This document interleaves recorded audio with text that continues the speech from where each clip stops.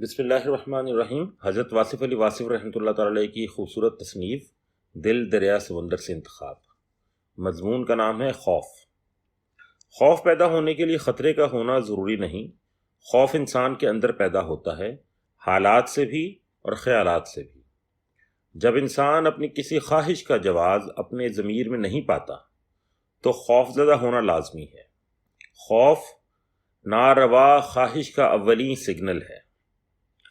ہر انسان کو کسی نہ کسی سے محبت ضرور ہوتی ہے، اور اگر وہ محبوب انسان کی اپنی ہی ذات گرامی ہو تو خوف سے بچنا محال ہے۔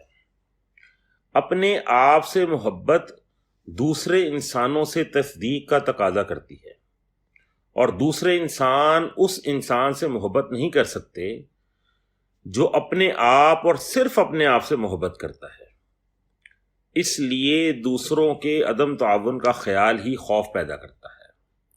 خوف اس بات کا ہوتا ہے کہ مجھے جاننے والے مجھے ماننے والے نہیں ہیں۔ آخر کیوں نہیں ہیں؟ کسی انسان کو انسانوں میں محبوب بننے کے لیے ان سے محبت کرنا پڑتی ہے، اور دوسروں سے محبت کرنے کا عمل اپنے آپ سے غافل ہونے کا عمل ہے، اور یہ عمل اپنی ذات سے محبت کرنے کے عمل کے خلاف ہے۔ اس لیے محبت خویش خوف خلق سے مبرہ نہیں ہوتی۔ خوف ایک انداز نظر ہے، ایک نقطہ نگاہ ہے، ایک واہمہ ہے جو حقیقت بن کر سامنے آتا ہے۔ ہر حادثہ ضروری نہیں کہ رونما ہونے سے پہلے خوف پیدا کرے، اور ہر خوف ضروری نہیں کہ کسی حادثے پر ہی ختم ہو۔ حادثہ اطلاع کے بغیر آتا ہے۔ خوف بذات خود ایک حادثہ ہے جو آتا ہے اطلاع کے بغیر اور انسان کے دل میں بیٹھ جاتا ہے۔ یہ گھس بیٹھیا کہاں سے آتا ہے، کیسے آتا ہے، کیوں آتا ہے، کیا معلوم۔ بدنیتی کی فوری سزا خوف ہے۔ نیت اعمال سے مخفی ہوتی ہے، اس لیے خوف اعمال کے نتیجوں سے بے نیاز ہوتا ہے۔ لہذا ایسا عمل جس کی نیت بری ہو اور نتیجہ اچھا ہو، خوف پیدا کرتا رہے گا۔ وہ عمل جس کی نیت اچھی ہو خواہ برا ہو، خوف سے آزاد رہتا ہے۔ خوف دراصل بری نیت کی تخلیق ہے۔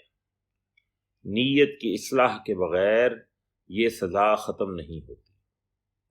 اللہ کے دوستوں اور خاص بندوں کی یہ پہچان بتائی گئی ہے کہ ان کے ہاں خوف اور حزن نہیں ہوتا۔ اللہ کے دوست نیت کی پاکیزگی کے بغیر کوئی عمل نہیں کرتے۔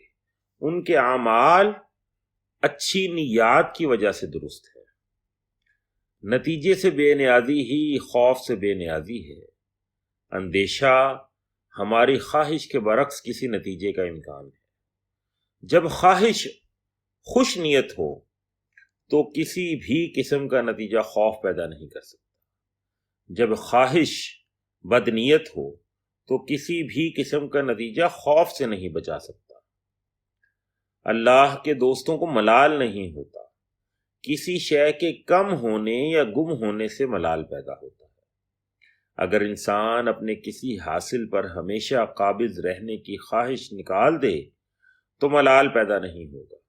مثلا اپنے حسن، اپنی جوانی کو ہمیشہ قائم رکھنے کی لا حاصل خواہش نہ کی جائے تو کبھی ملال نہیں ہوگا۔ خوف اور حزن حاصل کو مستحکم بنانے کی خواہش اور کوشش کے نتیجے میں پیدا ہوتے ہیں۔ زندگی کو ہمیشہ زندہ رکھنے کی خواہش موت کے خوف سے نہیں بچ سکتی۔ زندگی صرف ماضی اور مستقبل کے سنگم کا نام ہے۔ ماضی اور مستقبل دونوں ہمارے اختیار میں نہیں۔ حال پر اختیار برقرار رکھنے کی سعی ناکام خوف کے سوا کچھ پیدا نہیں کر سکتی۔ خود کو محفوظ بنانے کی خواہش غیر محفوظ ہونے کا اعلان ہی تو ہے۔ ایسا کیوں ہے؟ شاید زندگی اپنے اندر گرتی رہتی ہے، ریت کی دیوار کی طرح۔ اسے کسی آندھی یا طوفان کے تکلف کی ضرورت نہیں۔ انسان کا وجود اور ارادہ اندر سے مفلوج ہوتے ہیں۔ باہر کے موسم تو ہمیشہ وہی رہتے ہیں، بہاریں اور خزائیں آتی جاتی رہتی ہیں، لیکن ہم اپنے اندر بے نام اندیشے پالتے رہنے کی وجہ سے یکسر بدل جاتے ہیں، اور پھر ہمیں نہ بہار راس آتی ہے اور نہ خزاں۔ انسان اندر سے ٹوٹ جائے تو تعمیر حیات کی کتابیں مدد نہیں کر سکتی۔ خوف اس انسان سے آتا ہے جس کو وہ خوف زدہ کرتا ہے۔ ہمارے رتبے اور مرتبے ان لوگوں میں خوف پیدا کرتے ہیں جو ان مراتب کے خواہاں ہوں۔ ہمارے خوف کی وجہ سے وہ دل ہی دل میں ہمیں ناپسند کرتے ہیں، اور پھر یہی ناپسندیدگی ان کے چہروں پر سوالات لکھتی ہے، اور ان سوالات کو پڑھ کر ہم خوف زدہ ہو جاتے ہیں۔ امیر آدمی جب غریبوں کو ناراض دیکھتا ہے تو اسے ان سے خوف محسوس ہوتا ہے کہ یہ گونگا خطرہ اگر زبان کھول دے تو جانے کیا ہو جائے۔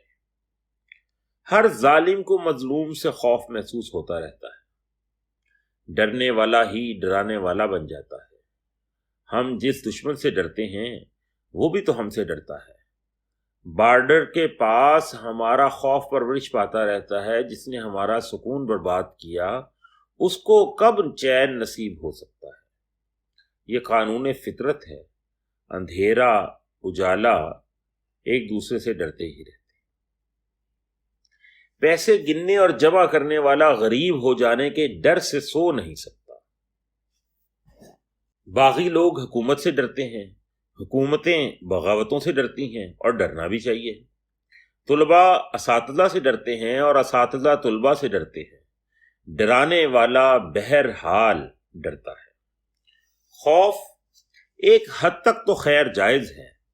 خوف احتیاط پیدا کرتا ہے، اور احتیاط زندگی کے تیز سفر میں ایک موزوں اور مناسب عمل ہے۔ لیکن ایک حد سے زیادہ خوف ہو تو انسان کا سارا تشخص، اس کی ساری سائیکی، اس کا باطنی وجود سب ٹوٹ پھوٹ کا شکار ہو جاتے ہیں۔ خوف خون کی رنگت اور ہڈیوں کا گودا ختم کر دیتا ہے۔ خوف زدہ انسان پتوں کی کھڑکھڑاہٹ سے ڈرتا ہے، سرسراہٹ سے ڈرتا ہے، وہ آنے والوں سے ڈرتا ہے، وہ ہر ایک سے ڈرتا ہے، اپنے آپ سے ڈرتا ہے، اپنے ماضی سے ڈرتا ہے، اپنے حال سے ڈرتا ہے، اپنے مستقبل سے ڈرتا ہے، بلکہ اپنے پرائے، یہاں تک کہ اپنے ہی سائے سے ڈرتا ہے۔ خوف اگر ایک بار دل میں بیٹھ جائے تو پھر وجہ کے بغیر ہی خوف پیدا ہوتا رہتا ہے۔ ڈرے ہوئے انسان کے لیے ہر امکان ایک ٹریجڈی ہے، اس کے لیے ہر واقعہ ایک حادثہ ہے۔ خوفزدہ انسان خود کو اس بھری دنیا میں تنہا محسوس کرتا ہے۔ خوف احساس تنہائی ضرور پیدا کرتا ہے۔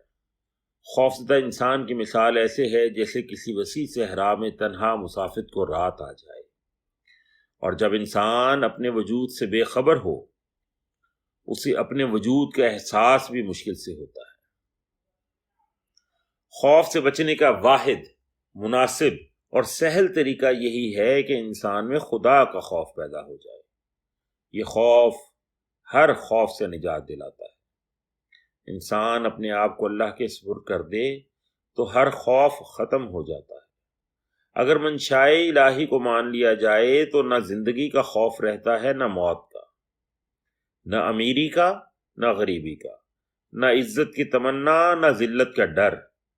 یہ سب اس کے انداز ہے، وہ جو چاہے عطا کرے، ہمیں راضی رہنا ہے۔ ورنہ ہماری سرکشی اور خود پسندی کی سزا صرف یہی ہے کہ ہمیں اندر سے دبوچ لیا جائے۔ ظاہر کے جسم میں تو کوئی خراش نہ ہو، لیکن اندر سے باطنی وجود قاش قاش اور پاش پاش ہو چکا ہو۔ جب زمین والوں کی بدعمالیاں حد سے بڑھ جائیں تو آسمان سے عذاب کا دیباچہ خوف کی صورت میں نازل ہوتا ہے۔ ممالک، حکومتیں، معاشرے، تہذیبیں، افراد، غرض یہ کہ ہر ذی جان خوف زدہ ہوتا ہے۔ ہر شخص یہی محسوس کرتا ہے کہ نہ جانے کب کیا ہو جائے۔ ہر ارتقاء اندیشے سے دوچار ہوتا ہے، ہر شے ایک بے نام اندیشے کے سائے میں لپٹی ہوئی نظر آتی ہے۔ جب انسان خدا سے دور ہو جائے تو سکون انسان سے دور کر دیا جاتا ہے اور اس کی جگہ اندیشہ اور خوف مسلط کر دیا جاتا ہے۔ جب زندگی اپنی افادیت، معنویت اور تقدیس کھو دے تو نتیجہ خوف کے علاوہ کیا ہو سکتا ہے؟ انسان جب انسانیت ترک کر دے تو اسے خوف سے بچانا مشکل ہے۔ خوف اور مسلسل خوف، بے وجہ اور بے معنی خوف ایک عذاب ہے۔ اس کرب مسلسل سے بچنے کا واحد ذریعہ یہی ہے کہ انسان خوف خدا رکھے۔ انسان یہ نہ بھولے کہ اس کا قیام عارضی ہے، اسے ضرور اسی راستے پر گامزن ہونا ہے جس پر اس کے آباء و اجداد سفر کر گئے۔ حال، خیال اور عمل کا فرق کم کرنے سے خوف کم ہو جاتا ہے۔ اپنے حاصل اور حق میں فرق مٹ جائے تو خوف مٹ جاتا ہے۔ خوف کسی غلطی، کسی غفلت، کسی گناہ اور کسی جرم کی یاد ہی کا نام ہے۔ خوف خود کوئی شے نہیں، یہ صرف نشاندہی ہے کسی ناروا عمل کی، کسی نامناسب رویے کا نتیجہ ہے۔ خوفزدہ انسان اول تو کوئی فیصلہ نہیں کر سکتا اور اگر کر بھی لے تو غلط فیصلہ کر جاتا ہے۔ خوف اعصاب شکن بیماری ہے، اس سے انسان کی تمام فکری صلاحیتیں سلب ہو جاتی ہیں اور اس کی شخصیت ریزہ ریزہ ہو جاتی ہے۔ خوف کا پسندیدہ مسکن اس انسان کا دل ہے جس میں احساس گناہ تو ہو لیکن گناہ چھوڑنے کی طاقت نہ ہو۔ خوفزدہ انسان کی ہر بازی مات، ہر جنگ شکست اور ہر کوشش ناکام ہوتی ہے۔ خوف خوراک سے طاقت اور نیند سے راحت چھین لیتا ہے۔ سب سے بدقسمت ہے وہ انسان جو اپنے مستقبل سے خائف ہو۔ جدا ہونے والے ہمراز اور ادب نہ کرنے والی اولاد سے خوف آتا ہے۔ اگر خیال کی اصلاح ہو جائے تو خوف دور ہو سکتا ہے۔ ماضی کی غلطیوں پر توبہ کر لی جائے تو خوف دور ہو جاتا ہے۔ اللہ کی رحمت پر بھروسہ کر لیا جائے، اس کے فضل سے مایوسی نہ ہونے دی جائے تو خوف نہیں رہتا۔ کوئی رات ایسی نہیں جو ختم نہ ہوئی ہو، کوئی غلطی ایسی نہیں جو معاف نہ کی جا سکے، کوئی انسان ایسا نہیں جس پر رحمت کے دروازے بند ہوں۔ رحم کرنے والے کا کام ہی یہی ہے کہ رحم کرے۔ رحم اس فضل کو کہتے ہیں جو انسانوں پر ان کی خامیوں کے باوجود کیا جائے، اور یہ رحم ہوتا ہی رہتا ہے۔